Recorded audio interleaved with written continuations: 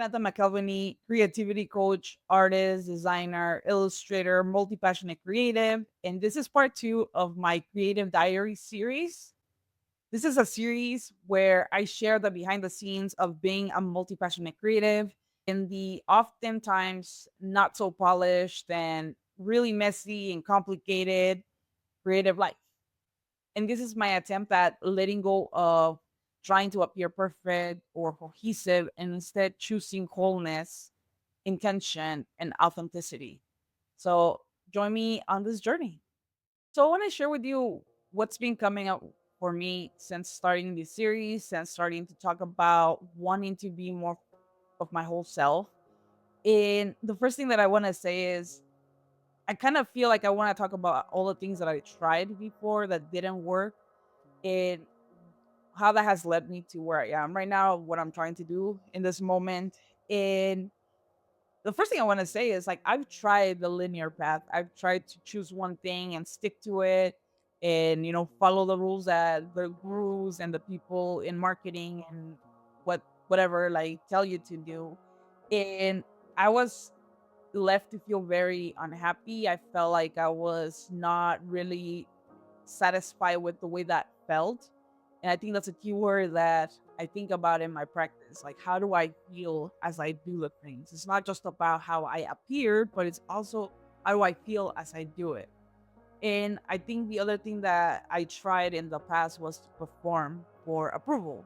And I think that due to the nature of the internet, due to the nature of how social media works, like especially Instagram for artists, um, I spent many years sharing artwork and wanting to get validation and not always getting it in.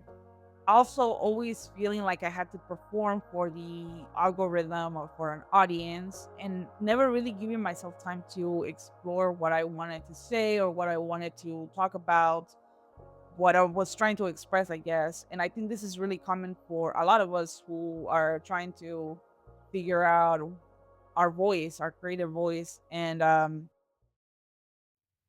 yeah, that was something that really impacted me. It really affected me because it trained me to always worry about what I was gonna make, what I needed to say, supposedly at that time.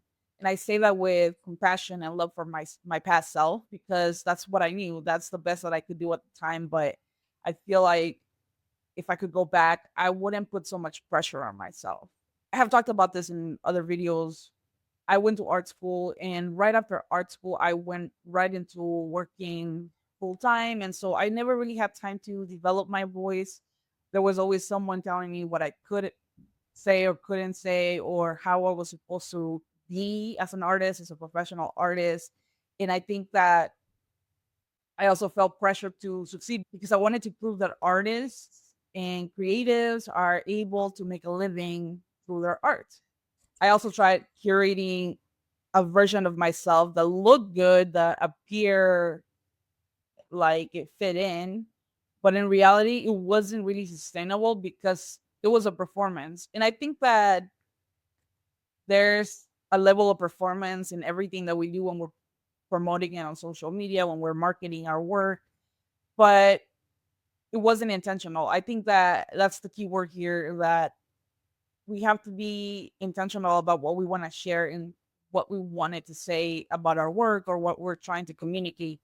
I think that I think about that often due to like my designer brain.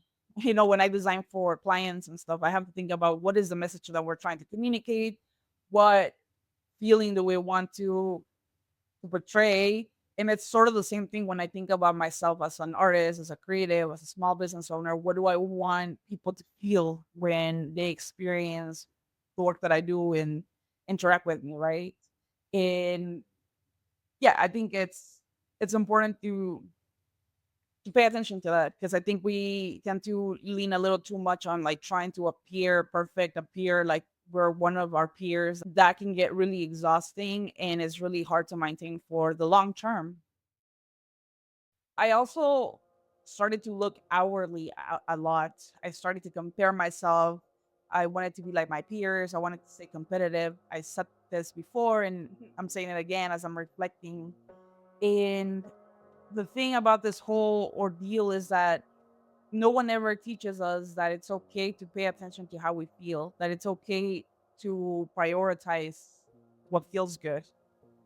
And I had a bit of a hard time initially because I had, little clues here and there, different people talking to me and starting to talk about intuition and starting to talk about feelings and what felt good. And I was really confused because I had no idea what they were talking about. I had never looked at my creative practice from that lens.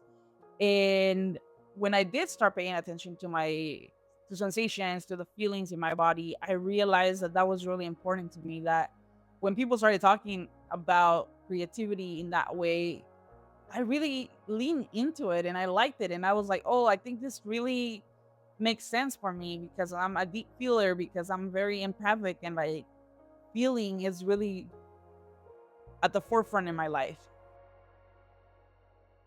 Long story short, I feel like I lost touch with what felt good, and it took intentional work to get back to noticing what that was.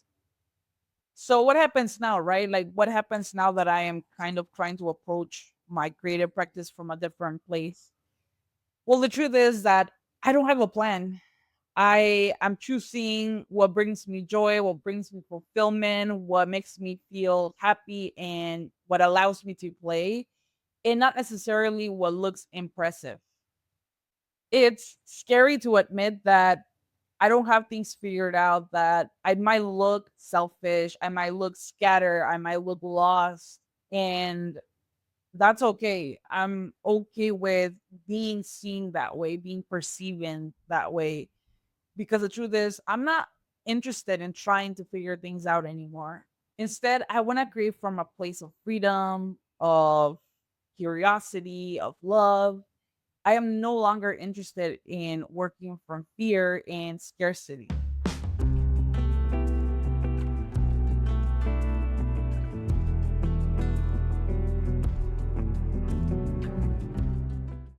So, this is where I'm at. I am unlearning the need to perform, and I'm showing up as myself, even when it's messy, even when it's a little complicated and things don't seem to make sense to me, or I want to overthink things. I'm simply letting them be. And I want to leave you with a question that I'm sitting with myself. And the question is, what if we stop trying to make everything tidy and perfect before we shared it? What if letting it be messy is the most honest and genuine thing we can do? If you do these reflections, I would love to know what came up for you. Please feel free to drop it in the comments, share whatever you're feeling comfortable sharing, because I always like to learn from other people. And I also think that others can learn from you. And I also want to build a sense of community through this YouTube channel. Like this episode, please subscribe. And thank you so much for watching. I will see you on the next one. Bye.